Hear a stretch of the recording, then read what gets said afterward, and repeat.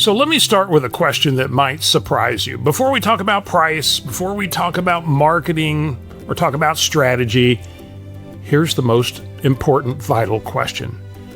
Do you really want to sell your house? And I ask that with total respect, because when a home doesn't sell, it's frustrating. It's disappointing, and it can even feel a little personal. I mean, think about it. You cleaned it, you showed it, you kept it ready, you dealt with the disruption that goes with all of that, and then nothing, nada, nilch. You see, over the years, I've learned something important, and that is homes don't sell just because they're listed. They sell because the seller's truly ready for the next chapter. I remember when my daughter moved from Nashville to Florida.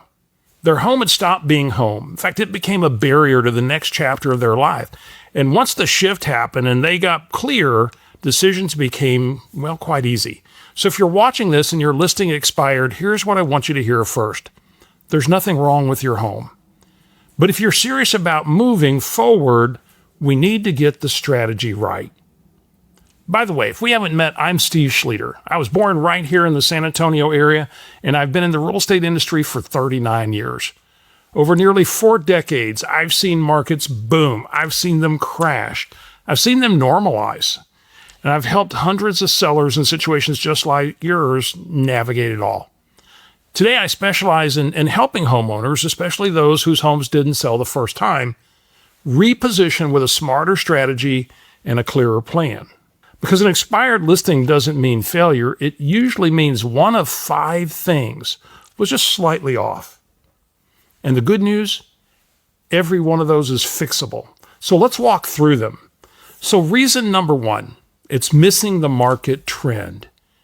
You see, the market is always moving, and we're either trending towards a seller's market or we're trending towards a buyer's market. But what matters most is not where we are. It's the direction in which the trend is moving. See, you can technically still be in a seller's market, but if inventory is rising, if days on market are stretching, the power is shifting. And if your pricing strategy was based upon where the market was 60 to 90 days ago, instead of where it's moving now, you may have missed the trend. And real estate rewards alignment with momentum. So reason 2, misunderstanding the true competition. You see, in a hot market, you compete with that house just down the street. In a softening market, well, you compete with every similar home in every nearby area buyers might consider. You see, most buyers don't shop subdivision.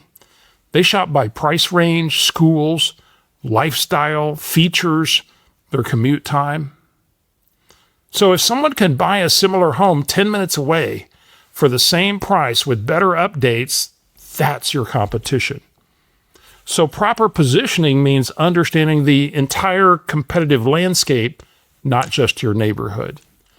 So reason 3, digital positioning. Today, your home sells twice. First online on that 7-inch screen, then in person.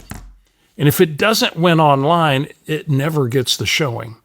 You know, that first photo matters more than most people realize. If your best feature is the backyard, pool, outdoor living area, and the first image is just the front elevation, buyers may scroll right past it.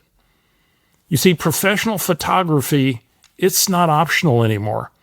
Strategic photo order isn't optional. Video exposure, targeted marketing, proper copywriting, all of it impacts the traffic that your home gets. In today's market, attention is the currency that we seek. Reason 4, condition and staging. When inventory rises, homes become commodities. Buyers compare homes side by side on their phones, and small differences create big perception shifts. Lighting, paint, carpet, decluttering, furniture placement. See, staging isn't decorating, it's strategic positioning. And in a competitive market, condition directly impacts your negotiation leverage. It creates desired demand. And then reason 5, pricing strategy and time. You see, time is not your friend in a softening market. One of the biggest mistakes I see sellers make is adding room for negotiation. We can always come down.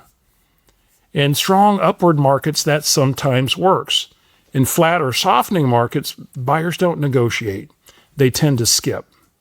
The better strategy often is to price right at true market value. Create urgency, remain firm if you must, and let demand create competition. And remember, you can always say no. So strong negotiation starts with strong positioning. So we think about repositioning your home. If your home doesn't sell, it doesn't mean the home is bad. It doesn't mean you failed. It usually means one or two of these strategic elements were just slightly misaligned. And I can tell you with 39 years in this industry, I can tell you confidently that homes sell when motivation and strategy get aligned on purpose. So if you're ready to move forward, if your home has become that barrier to the next chapter, let's talk. No pressure, no criticism over what has been done before, just a fresh set of eyes and a smarter plan. Because when the right strategy meets real motivation, this is when we get homes sold. So connect with me. You've got my contact information in the section below. Be happy to have a no obligation strategy session to see if we can't maybe help you on your journey to your next opportunity.